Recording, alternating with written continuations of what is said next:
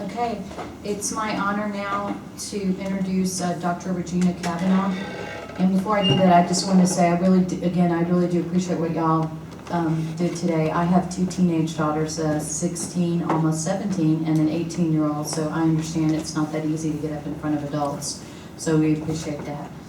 Dr. Cavanaugh is a board-certified child and adolescent psychiatrist. She earned her medical degree from the University of Texas Medical School at Houston, where she completed a residency in psychiatry and a fellowship in child and adolescent psychiatry. Before joining Lone Star Circle of Care, Dr. Cavanaugh had a solo private practice in Harker Heights. Dr. Cavanaugh is immediate past president of the Texas Society of Child and Adolescent Psychiatry and serves as one of the advocacy liaisons for the American Academy of Child and Adolescent Psychiatry. So without further ado, Dr. Cavanaugh.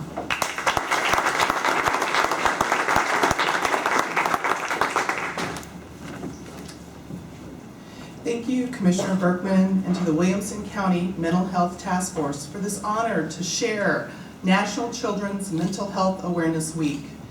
It is a privilege to follow Kayla and Daphne, whom I had the pleasure of talking with last week in preparation for this day. Like so many young people, they inspire us with their art, their words, and their hope. When I asked Kayla and Daphne about how parents could be heroes to their children, they were very insightful and identified 4 critical areas. First, communication, which includes, of course, listening. Second, acceptance. Third, avoiding judgment and extreme anger. And fourth, but not least, love. The first tip in becoming a hero to your child is to be willing to communicate. As Kayla and Daphne said, young people need someone to talk to open up to. It is never too late to begin effective communication with your child or your young adult. Please make sure you are positive, encouraging, and respectful. You would never think of lecturing or threatening or shaming your own friends or your work colleagues. Please talk in a respectful manner to your children. It is important to initiate conversations with your child, even about such subjects as drinking, drugs, smoking, sex, and sexuality. More important than talking is to be a good listener. Active listening is sitting face to face with your child, giving your full attention. If you're thinking about the advice you're about to give them while your child is talking, you're going to miss something. Likewise, don't interrupt. And as many kids often say, don't talk over me.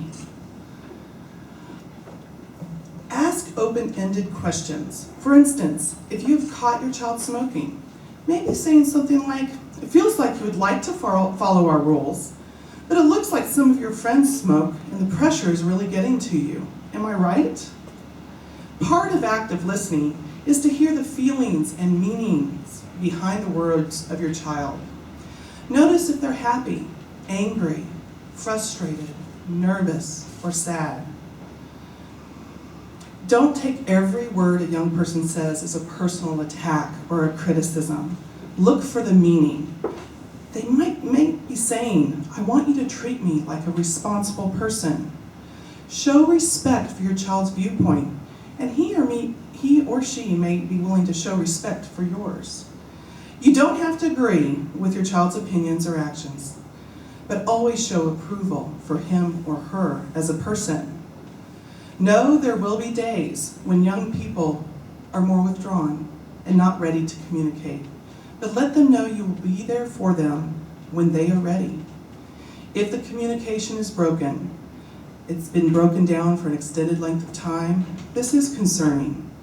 As an adult, you might be afraid to listen. You may learn your child is using drugs, pregnant, or feeling depressed. You may be worried you can't help your child. The consequences of not listening are too great. Be the hero and let your child know there's help for any problem, large or small. The second tip given by Kayla and Daphne is acceptance. It is important to accept your child for the worthwhile person that he or she is, even if you don't approve of their actions. Accept your child's efforts as well as the accomplishments. Be positive. Show it when you're happy. with your child. Praise goes a long way. Be positive. Talk about the good qualities you see. Be careful about criticizing, as this may contribute to an already fragile self-esteem. A child needs to feel valued and appreciated by the adults they are around. Parents and adults involved in children's lives may become heroes in other ways. In your event packet today, there are the 40 developmental assets identified by the Search Institute. The website, Georgetown Project, also has this important information. Some of these are included in the following of my talk. It's important to encourage children to do their best in school and to seek assistance when they're falling short. Encouraging youth to participate in creative activities such as art, music, poetry, and in school, community, and religious-based programs. Heroes help children develop their own interests and help them to use their time constructively and positively. The third tip in becoming a hero to your child, according to our young artists and poets, is to please do not judge or get angry. It is important, especially as adults and role models, we control our emotions and take a few deep breaths and avoid excessive or explosive anger. As in Kayla's art and in poetry, she wants to ask the parent, don't freak out, don't get so mad. Take a stand back, see the whole picture, not the negative. If your teen comes home late, instead of getting angry, perhaps you could say, I'm glad you're home. I'm glad you're safe. I was worried about you. Let's talk about being late in the morning. Everyone gets angry, but learning to express it constructively helps model for your child. When you are calm, consider using a 3-step process of telling what happened, telling how you felt about it, and telling why you feel that way. For example, when you come home late, I feel worried, and I think you've had an accident. There is no reason to put a child down, to use unkind words, or to criticize. Help your child feel good about themselves and the values they are developing. Some experts advise to give 4 kind words for every criticism. Talk openly about your family's values and standards and speak out against illegal and unethical acts. Don't raise your voice, don't give a lecture, don't get all emotional. Your teen will tune you out. Work with your teen on critical thinking, learning to solve problems, plan ahead, and make decisions. A young person should know they are responsible for their own behavior.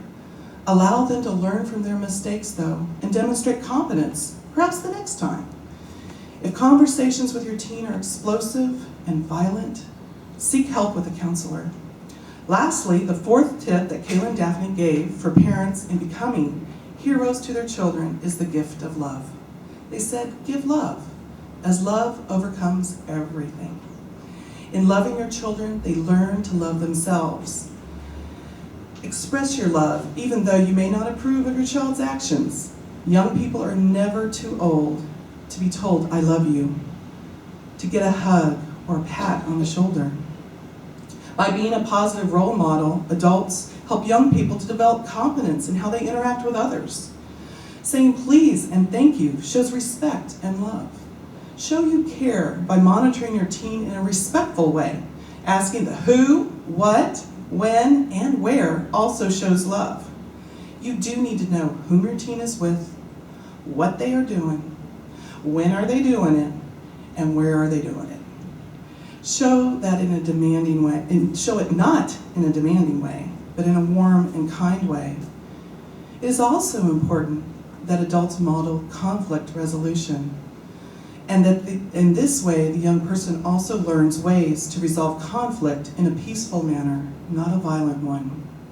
In turn, the young person is more likely to place value on caring and helping other people.